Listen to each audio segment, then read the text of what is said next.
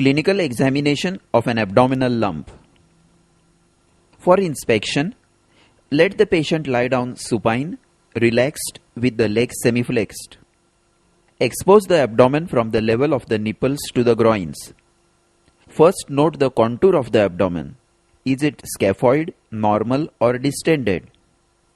To inspect the contour, imagine a line from the tip of the xiphoid process to the pubic symphysis as demonstrated by this ruler. If the abdomen is concave and lies below this line, it is termed as scaphoid. If it is more or less along this plane, it is flat or normal. And if it is above this plane and convex, it is termed as distended or protuberant. If the abdomen is distended, note whether the distension is uniform or is it more in one area or to one side. For this, compare the symmetrical areas on both sides of the midline for fullness. Inspect the lateral borders of the flanks, whether they are distended or concave. Note the distended right flank compared to the normal left flank which is concave. And later in sitting position, we will inspect the renal angles for fullness. Note the renal angle fullness on the right side in this case of a right renal lump. Now inspect the skin over the abdomen for redness, scars, striae, branding marks, nodules and dilated veins. Redness over a lump suggests local inflammation. Redness of skin around the umbilicus in an acute abdomen suggests acute hemorrhagic pancreatitis, termed as the Cullen's sign. Branding marks usually suggest presence of chronic or long-standing pain. Hard subcutaneous nodules, as seen in this case of carcinoma of stomach, indicate secondary spread of the malignancy to the skin. Dilated veins around the umbilicus with centrifugal flow suggest portal hypertension with caput medusae, while vertical femoroaxillary veins are seen in vena cava obstruction. If there is a scar of previous operation, ask the details about the nature of the previous operation. The scar itself will tell us many things. For example, this scar at the McBurney's point is of appendicectomy. This scar under the right costal margin is of cholecystectomy. This scar is of suprapubic cystolithotomy or prostatectomy. This scar is of a kidney operation. Now note the widening of this scar in the central part. A ragged wide scar suggests wound infection after the previous operation. After inspecting the skin, inspect the umbilicus. Is the umbilicus in the center? Normally, it is in the midline, midway between the tip of the xiphoid process and the top of the symphysis pubis. It is displaced upwards by the lumps arising from the pelvis. Note here that the distance between the xiphoid process and the umbilicus is less than the distance between the umbilicus and symphysis pubis. In ascites, reverse is the case. The distance between the xiphoid process and the umbilicus is more than the distance between the umbilicus and symphysis pubis. This is Taniol's sign. Then note the shape of the umbilicus. In ascites, it may be transversely stretched, or a laughing umbilicus, or everted as an umbilical hernia. Then ask the patient to cough and look for an expansile impulse indicating an umbilical or paraumbilical hernia. Now inspect the abdomen tangentially from the side and from the leg end for the movement of the abdominal wall during respiration and for visible peristalsis and visible pulsations. Note the abdominal wall movement during respiration and compare it with the chest expansion. If thoracic movements are more prominent, it is thoraco-abdominal breathing, common in males.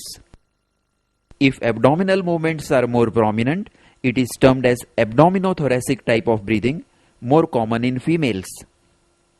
In peritonitis, as seen in this case, the abdomen does not move during respiration.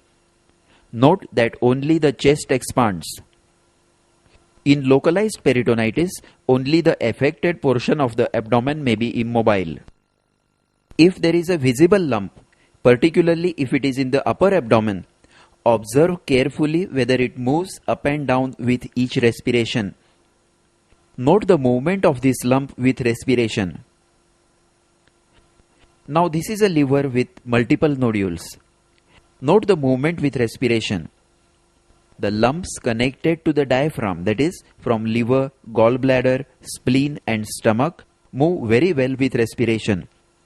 Renal lumps move slightly, while retroperitoneal lumps and intra-abdominal lumps not connected to the diaphragm do not move with respiration.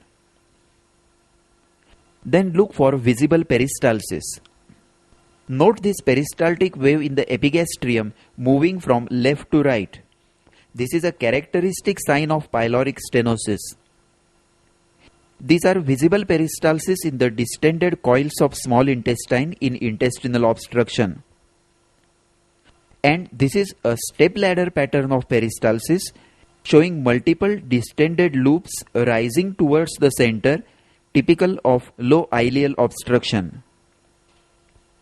Lastly, look for visible pulsations. Aneurysm of abdominal aorta, as seen in this patient, is pulsatile. If a lump is in the epigastrium or umbilical region, that is overlying the abdominal aorta, it may show transmitted pulsations from the abdominal aorta. The lump itself is not pulsatile. These pulsations will disappear in the knee-elbow position when the lump falls away from the aorta. You should also keep in mind that in a very thin patient, even the pulsations of the abdominal aorta may be visible.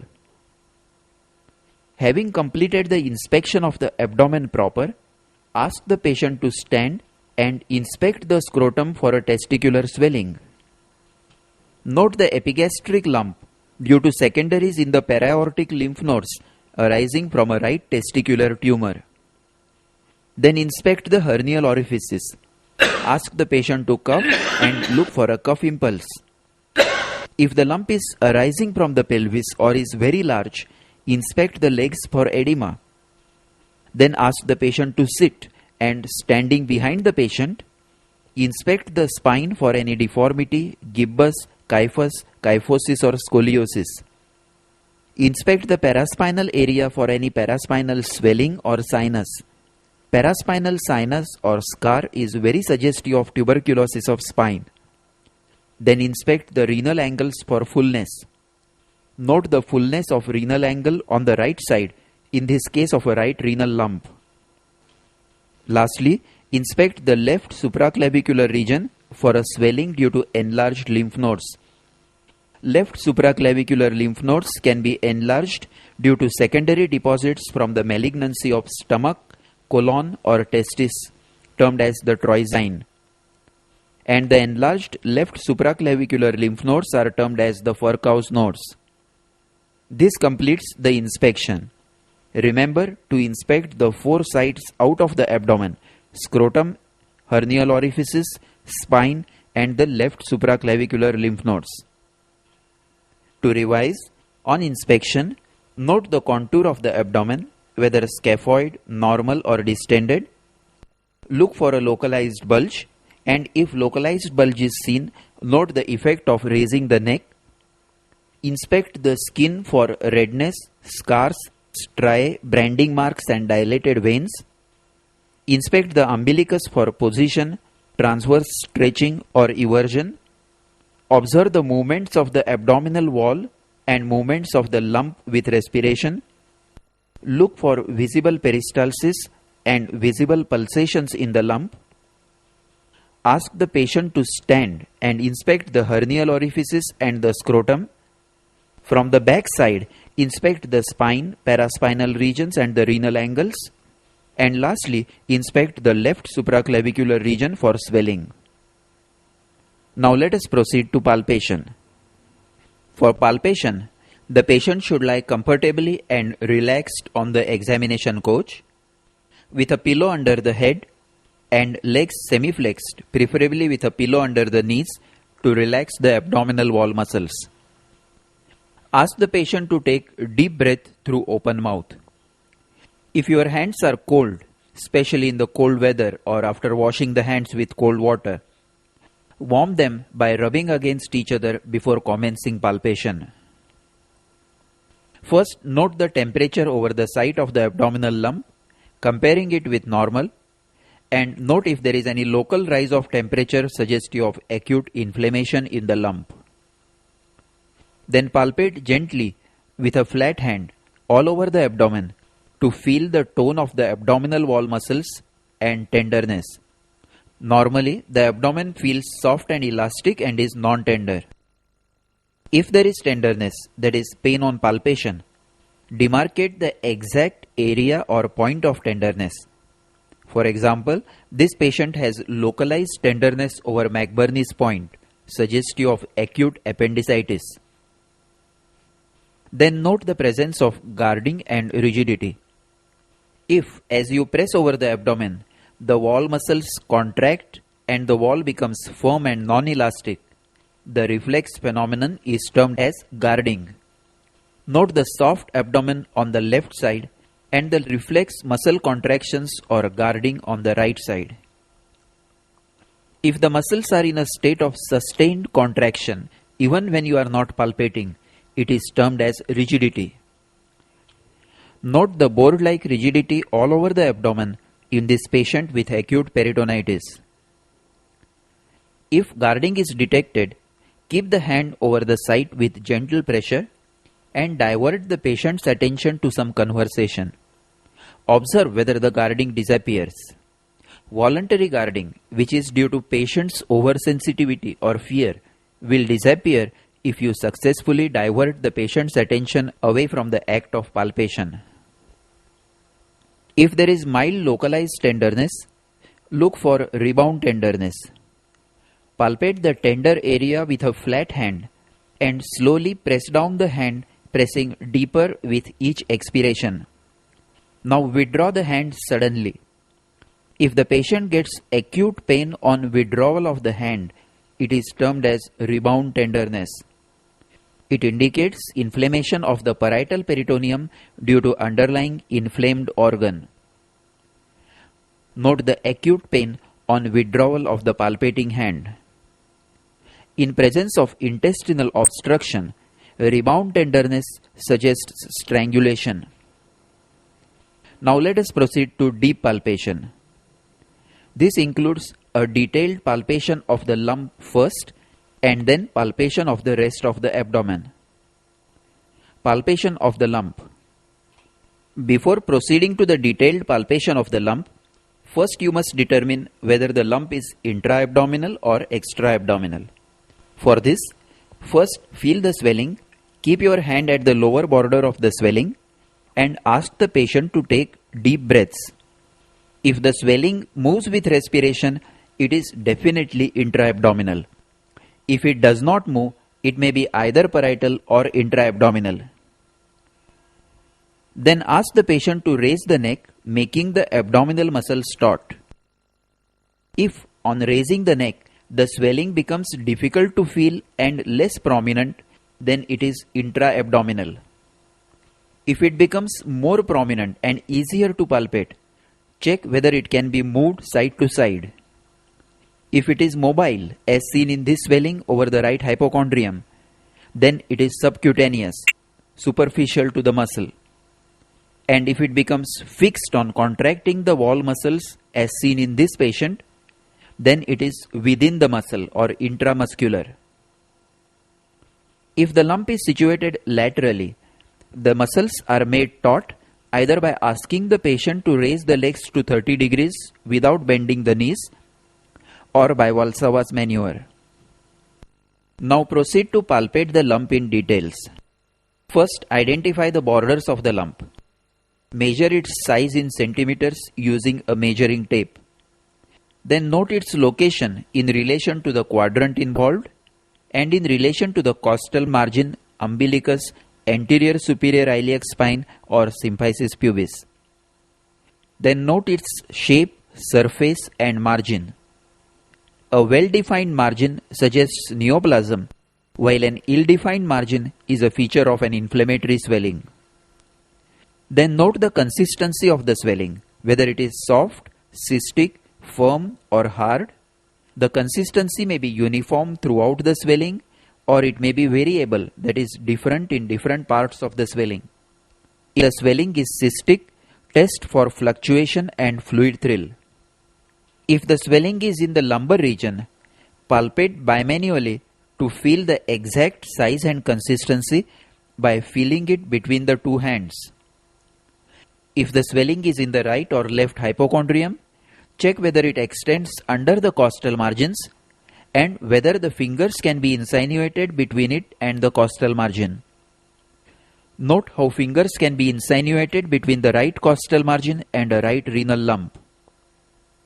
Now test the mobility of the swelling. If the swelling is in the upper half of the abdomen, check the movement with respiration, which we have already studied. Then hold the swelling between the fingers of both hands and try to move it vertically and horizontally. If it is mobile, look for restriction of movement in any direction. For example, a mesenteric cyst is freely mobile at right angles to the attachment of mesentery, but less mobile in the line of attachment of mesentery, while an ovarian cyst is mobile in all directions, vertical as well as horizontal. If the swelling is in the flanks, palpate it bimanually and test for anteroposterior mobility and ballotability.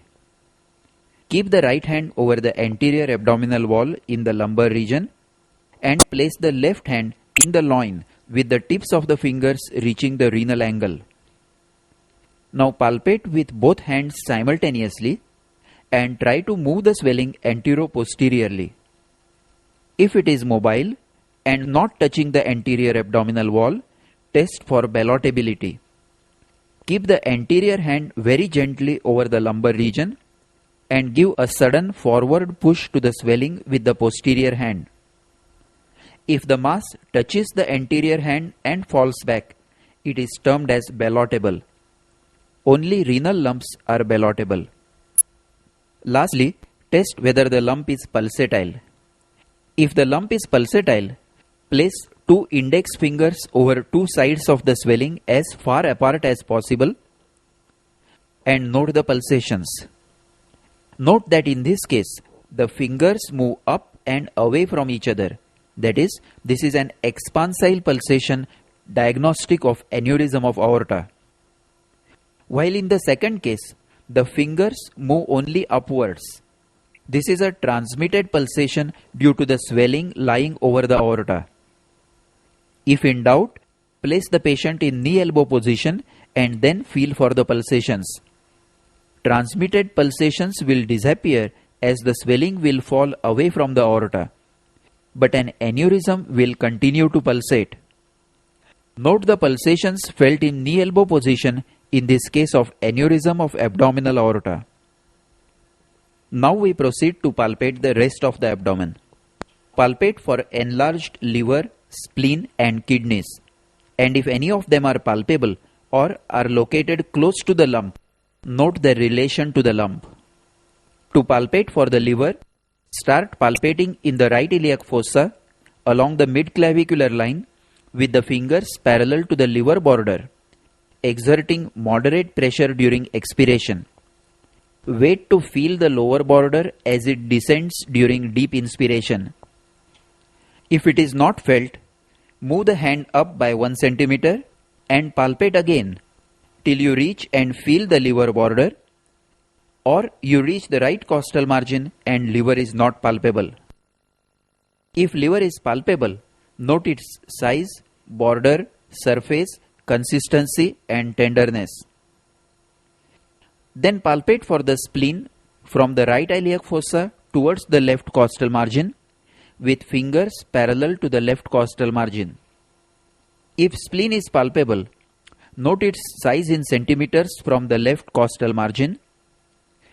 Then palpate the anterior border for splenic notch and note that the fingers cannot be insinuated under the costal margin.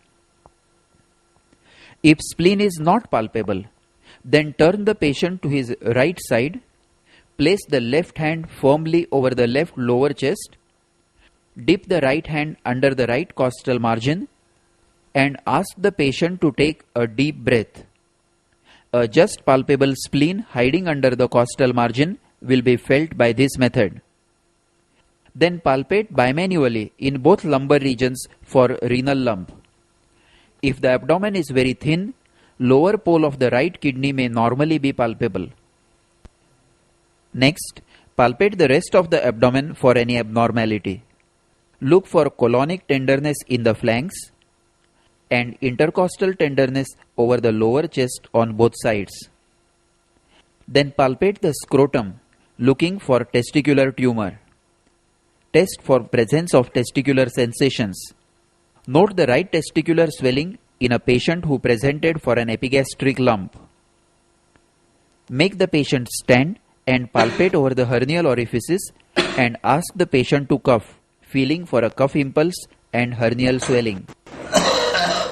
If the lump is arising from the pelvis or from the retroperitoneal space or is so large as to compress the inferior vena cava, then examine the legs for edema due to compression of the veins or obstruction to the lymphatics. Then examine the back. Palpate the spine for deformity and tenderness. Look for renal angle tenderness. And lastly, palpate the supraclavicular fossa from behind, particularly on the left side for Furchow's lymph nodes.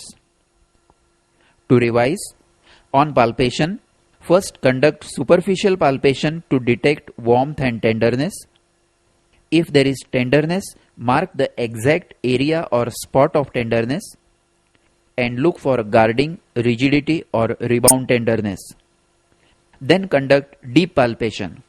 First palpate the lump and then the rest of the abdomen. On palpating the lump, first determine whether the lump is intra-abdominal or extra-abdominal.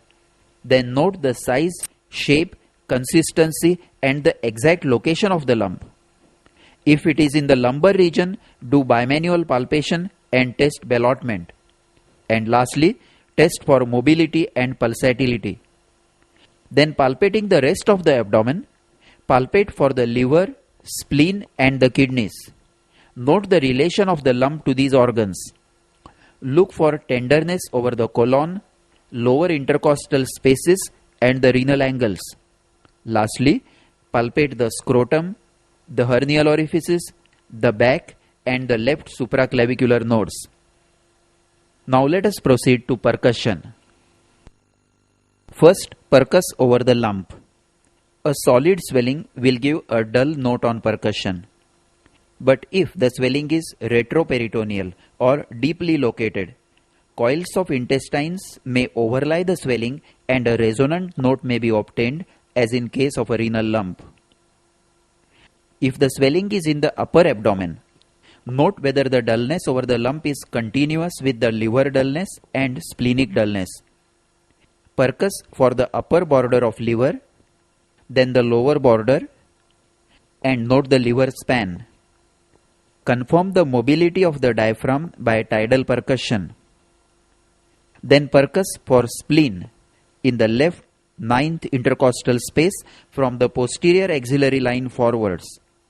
If spleen is enlarged, the dullness will extend beyond the mid-axillary line. If a renal lump is suspected, percuss posteriorly in the loin, just lateral to the erector spinae. Normally, this area is resonant due to the presence of the colon.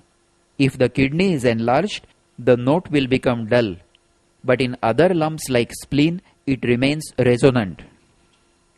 Then percuss from the umbilicus to the flanks for detecting ascitic fluid.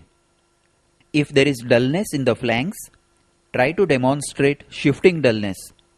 Keep the pleximeter finger just lateral to the border of dullness and roll the patient over to the opposite side. Wait for 20 seconds and percuss again. If the note has become resonant, then presence of free fluid in the abdomen is confirmed. Then turn the patient supine again and demonstrate that the note is dull once again. If the dullness extends to both flanks and suprapubic regions as seen in this case, it is termed as horseshoe-shaped dullness. If there is a large ascites or a large cystic lump, percuss for fluid thrill. For fluid thrill, ask an assistant to press the ulnar border of his hand vertically over the center of the swelling. Keep your left hand gently over one side of the swelling and tap the opposite side with the right hand. If the swelling contains fluid under tension, the palpating hand will feel a thrust after a small delay or time gap following the tap. This is termed as fluid thrill.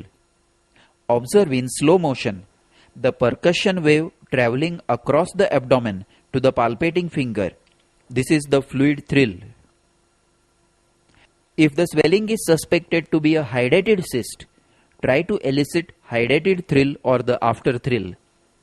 Place 3 fingers of the left hand spread out over the swelling and percuss gently over the middle one. A peculiar quivering sensation or after thrill will be felt by the lateral fingers due to the displaced daughter cysts hitting the wall of the swelling. After percussion, auscultate carefully over the abdomen for abnormal sounds and peristalsis. If the lump is pulsatile, auscultate over it first for a bruit. Auscultate over the abdominal aorta and then over the renal arteries for bruit. If the liver or spleen is enlarged, auscultate over them for hepatic rub and splenic rub during deep inspiration.